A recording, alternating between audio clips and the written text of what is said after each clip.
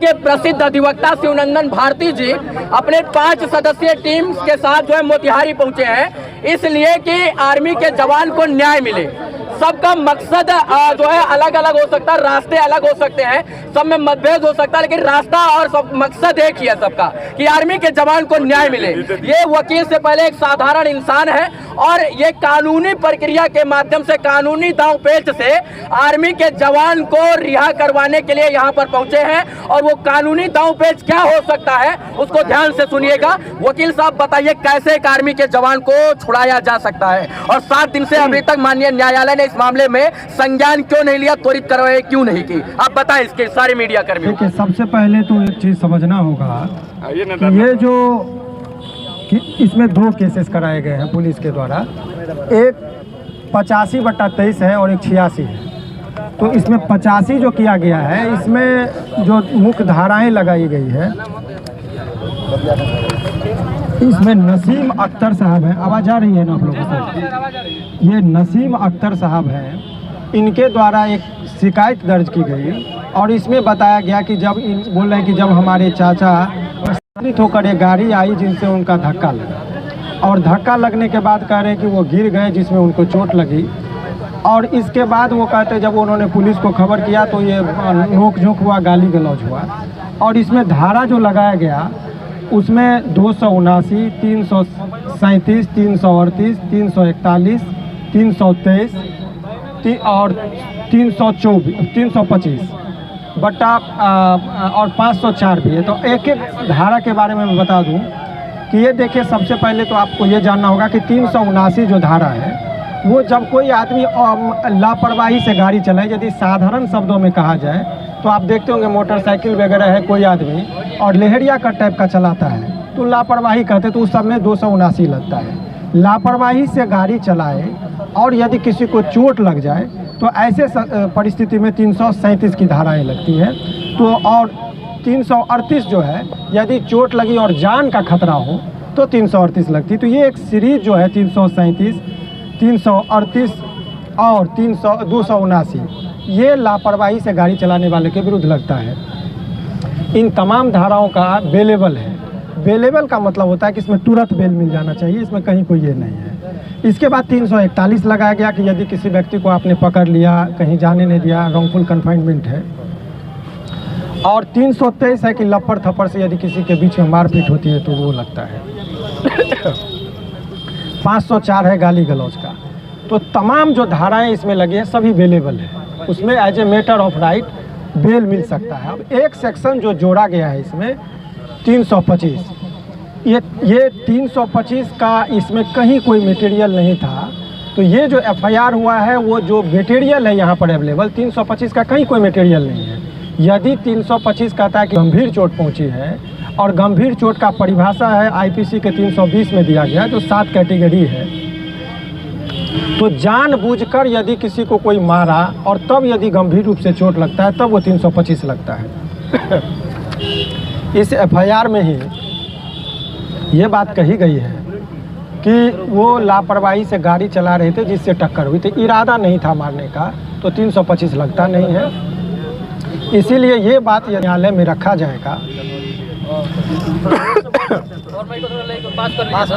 पानी नहीं है क्या? गला बैठ रहा है। अच्छा कोई बात नहीं, अरे कोई बात पानी नहीं होगा तो गास्ट जो उड़ा है ना। अच्छा कोई नहीं, मेरा एक पानी बोतल भाई खिच हो गया, कोई नहीं सुना रहे हैं। पानी दे रहे है पानी, यदि है तो दे दीजिए। एक घोंट पी लेंगे तो गला किच करने लगा। बिना माइक के ठीक है, ऐसे ही ठीक है। माइक में बोलिए सर तो आवाज आएगी। कैमरा गिरी जी अभी बढ़ा देंगे आवाज थोड़ा सा। गिरी जी आवाज बढ़ाइए थोड़ा। आपको बता दें जानकारी के लिए कि इसमें इको है, इको को कम कीजिए, आवाज़ गूंजता है, इको कम कर दीजिए। तो 325 जो धारा लगाया गया है उसके पीछे उद्देश्य क्या है वो समझिए, ताकि इनको बेल मिलने में कठिनाई हो। और एक अहम बात यह है कि ये लड़ाई बिटवीन पुलिस और एक आर्मी के जवान के बीच की लड़ाई है।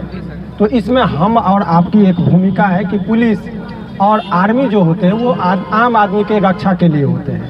आर्मी जो है बाहरी आक्रमण से हमारी रक्षा करते हैं, विदेशी आक्रमण से, और पुलिस जो होता है देश के सीमाओं के भीतर वो तमाम तरह के लोगों जो होते हैं जो अपराधी प्रवृत्ति के उन लोगों से रक्षा देती है।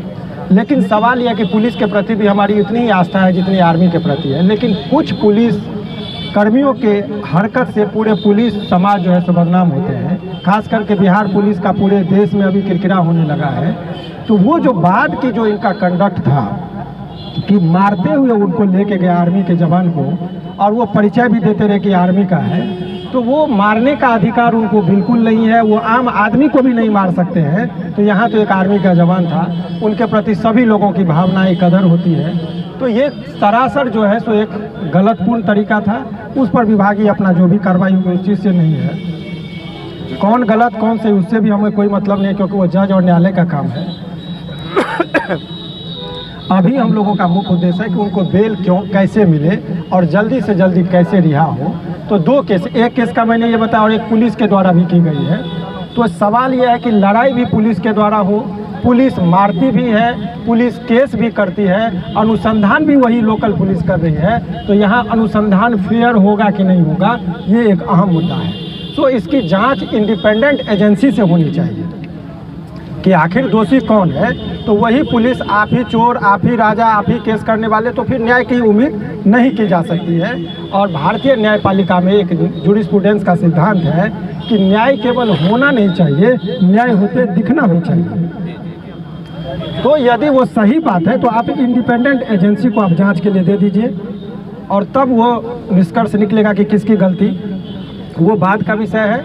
अभी इस केस में रिमांड रिफ्यूजल का एक पिटीशन पढ़ना चाहिए था। जब पुलिस ने उनको न्यायालय के समक्ष रखा गया तो उस रिमांड का ही वो वहाँ पर प्रेयर होना चाहिए था कि ये इनके खिलाफ कोई भी मटेरियल अवेलेबल नहीं है।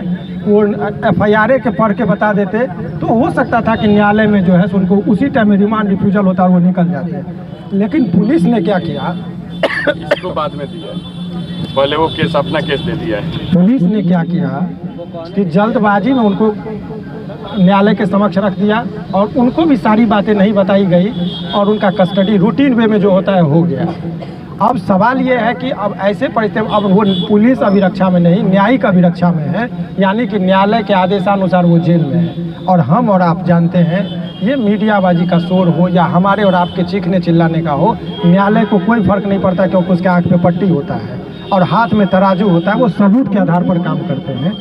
तो ये एक जो है, अब वो कानूनी प्रक्रिया से अंदर गए हैं तो कानूनी प्रक्रिया से ही उनको लाना पड़ेगा।